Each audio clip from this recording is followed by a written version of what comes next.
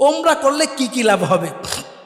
এক নম্বর, ওমরা আল্লাহ তাআলা কোরআনে বলছেন তোমরা ওমরা করো, ওয়া আতিমুল হাজ্জ ওয়াল উমরা, এজন্য আমরা ওমরা করব। দ্বিতীয় নম্বর ফজিলত, নবীজি হজের আগে ওমরা করছে, এজন্য আমিও ওমরা করব। তৃতীয় নম্বর, যেই ব্যক্তি ওমরা করবে ওই ব্যক্তি নবীজি বলছেন সে যেন আমার সাথে সাক্ষাৎ করলো, সুবহানাল্লাহ। চতুর্থ নম্বরে ওমরার ফজিলত, যেই ব্যক্তি ওমরা করবে নবীজি বলছেন আমি তাকে সুপারিশ করে জান্নাতে নিয়ে যাব, সুবহানাল্লাহ। পঞ্চম নম্বরে, ওমরা করতে গিয়ে আমরা বাইতুল্লাহতে নামাজ পড়ি, 1 রাকাত নামাজে 1 লক্ষ রাকাত নামাজ পড়ার সওয়াব পেয়ে যাব, সুবহানাল্লাহ। 6 নম্বর ফজিলত হলো দুনিয়াতে থেকেই জান্নাতি জিনিস এর মধ্যে চুমা দেওয়ার সুযোগ হয়, যেটা হলো